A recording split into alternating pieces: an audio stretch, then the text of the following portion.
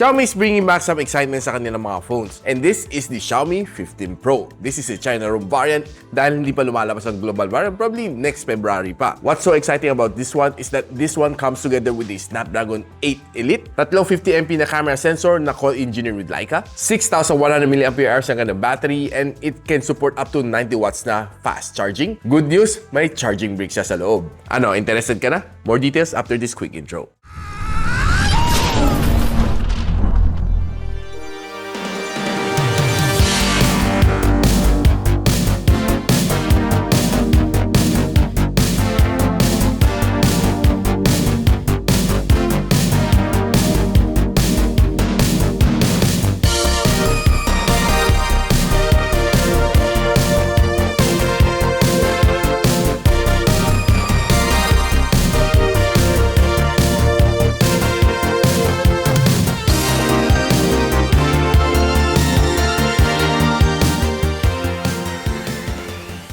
Na itong Xiaomi 15 Pro na may 12 gigs of RAM and 256 GB of storage, nabili ko to sa Shanti Masangkay for 49,000 pesos. Or on the links that I'll be posting on the description box below. Check nyo lang mga official links na nilalagay ko sa description box dahil ang daming scammer, lalo na palapit ang Pasko. A word of warning from Gadget Sidekick. Now, I have here is a special edition na silver. Tawag na dito sa China, it's the bright silver edition. I'm not quite sure kung lalabas to sa global, and probably kung lalabas sa global ang Xiaomi 15 Pro, it might be somewhere near February of 2025. This is based on sa aking experience. Now, itong variant na ito is a little bit more expensive than the black, white, and green variant niya. And dahil parang meron siya water ripple effect dito sa likod na mas hahawakan mo talaga. Hindi lang siya flat na effect, pero masasalat mo talaga siya na parang may wave siya, no? And it feels kind of different naman. It feels good naman. Kakaiba lang siya. And one thing that I like dito sa kanya is flat na ang kanyang camera bump dito. So, wala na nakaambok ng mga camera rings. So, probably lesser scratches. And this one comes running on HyperOS 2.0. The first phone ni Xiaomi that ships with this UI for 2024. By the way guys, nakalimutan ako sabihin sa inyo, Android 15 na pala to phone na ito. Overall, the feel is good. Parang halos Xiaomi 14 Pro ang hawak ko. Hindi nagkakalayo sa kanyang feel.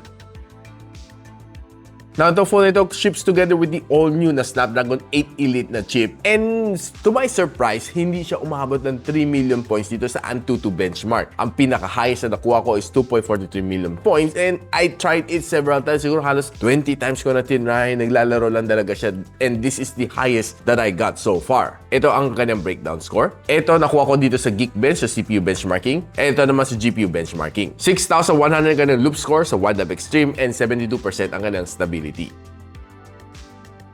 Na malaki ang battery nito phone na ito. It comes together with a 6,100 mAh na battery which can support up to 90 watts na fast charging. I'm not quite sure kung lately bakit si Xiaomi hindi niya sinasagad ang mga charging niya up to 120. Probably it might cause some heating issue. Kaya binababaan nila ang mga charging speed ng mga bagong flagship phones nila. It also supports 50 watts na wireless charging and 10 watts na reverse wireless charging. Now honestly, ang kanyang battery makunat naman. It can last me a day and a half without charging, and basta hindi ka lang mag-heavy na camera usage and heavy na gaming, kaya-kaya naman na magtagal ng isa't kalating araw. For me, nagamit ko personal as my daily driver. Nung sinalang ko to sa battery stress test ng PC Mark, ang taas na nakuha ko. It got me 23 hours na 17 minutes dito sa kanya screen on time, which is to my surprise, taas niya. And this is rated under 50% brightness and 60 Hz na screen refresh rate. Makunat. Now, pagdating naman sa display, this one is a 6.73-inch na LTPO AMOLED display with 120Hz screen refresh rate. It supports HDR10+, and meron siya maximum brightness na 3,200 nits. I'm not quite sure kung anong Corning Gorilla Glass ang gamit niya dito, pero sinasabi sa spec sheet, this comes with a shatterproof glass 2024. Na kung ang hiling mo naman is browse through social media, which I did dito sa phone na ito, browse yung Facebook, TikTok, Instagram, and of course sa YouTube Shorts, pa nasuswipe ka dito sa phone na ito, expect a really good swiping experience. Ganun talaga pag flagship, mafe-feel mo talaga ang smooth niya, battery smooth ang transition niya. Wala kang magiging problema naman dito sa phone na ito as long as maganda yung internet connection, swiping experience is definitely going to be very smooth. Now, this one also has a level 1 na Wi-Fi security level. You can watch HD on this phone, and watching your favorite shows on YouTube dito, expect mo to give you a really good, satisfying experience. I was watching dito several NBA games and watching Dragon Ball Daima. I was able to really enjoy, giving me a good immersive experience na flagship level worthy. Now, since this phone has stereo speaker and flagship naman siya, normally mga Xiaomi na flagship phones ay magaganda ng mga speaker, ang kanilang loudspeaker. Check din natin kung ganun din nga ba sa Xiaomi 15 Pro. Mapapasayo ka talaga dito sa APT dahil ang ganda ng sounds coming from the Xiaomi 15 Pro. Approve ko.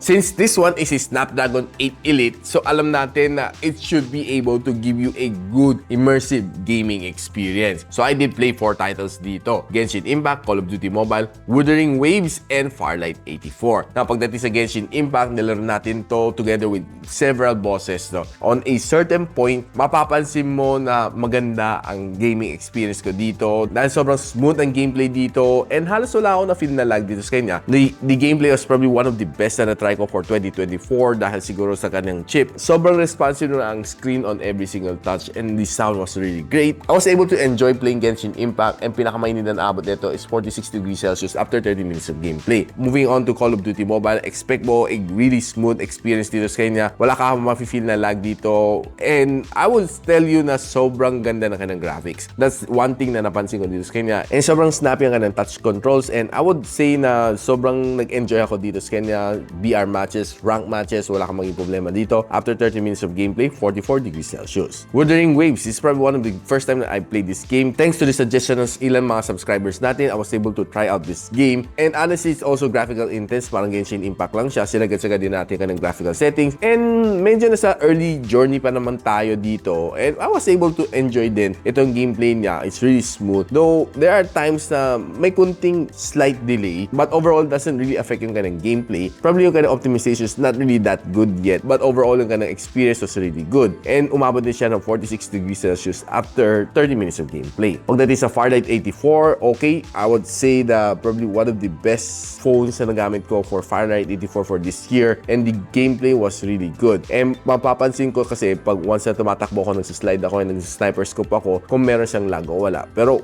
honestly, wala ako na feel na problem dito or lags dito sa phone na ito. And playing several rank matches dito sa game na ito, after 1 hour, medyo mainit siya. Umabot siya ng 46 to 47 degrees Celsius based sa aking testing, sa aking mild na thermal scanner.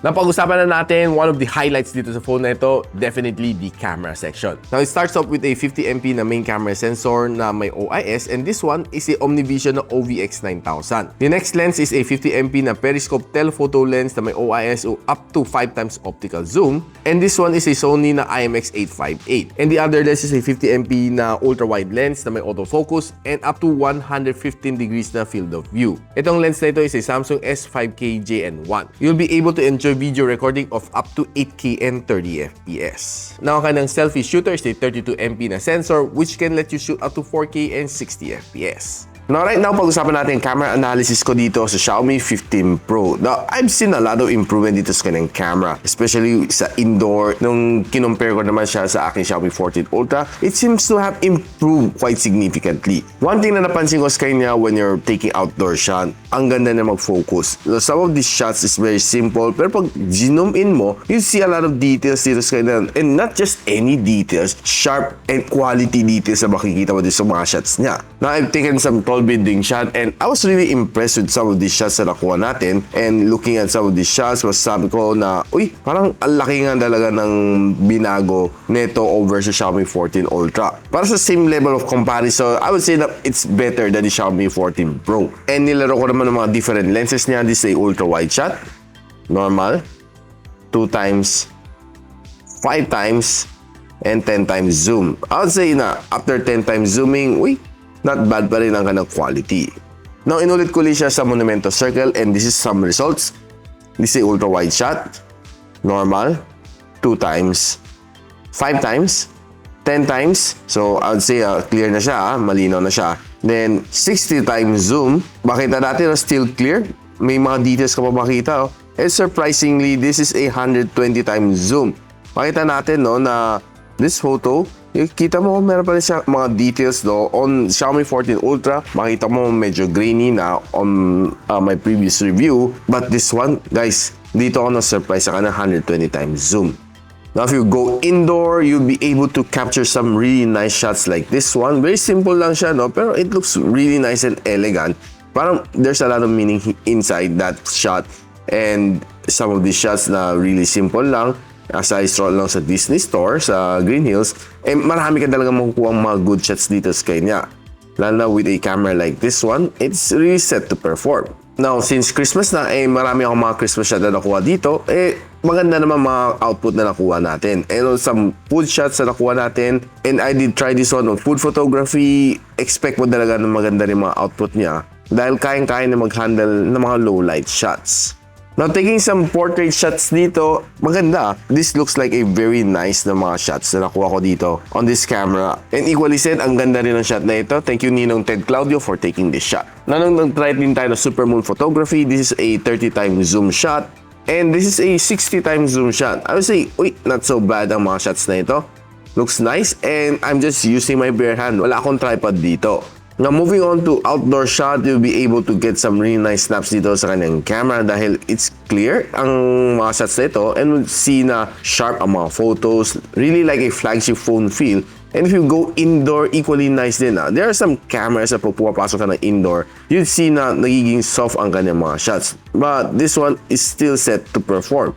Some of the shots from the indoor, it looks really nice. And kahit gabi na, I was still able to snap a good one like this. Pati group selfie looks quite good dahil kaya niya mag ultra-wide shot. Na pagdating sa vlogging, I would say that very stable ang kanyang front-facing camera. Taking a 4K video and really smooth. Pansin ko sa kanya, I'm just using my bare hand taking this video. And it's quite good. So, moving up and down, left and right, kaya-kaya niya magpakita ng really smooth transition. Now, if you're using naman ng rear camera, expect a really good vlogging experience. Yung kanyang camera is really nice and sharp mga video na mabibigay na sa'yo. And makikita mo while I'm walking, just using my bare hand, panning left and right, very smooth ang kanyang transition. Akala mo naka-gimbal ako And yung kanyang smoothness ng transition, pwede mo i-compare sa Osmo Pocket 3 ni DJI. Parang ako talaga naka-gimbal. It looks really stable.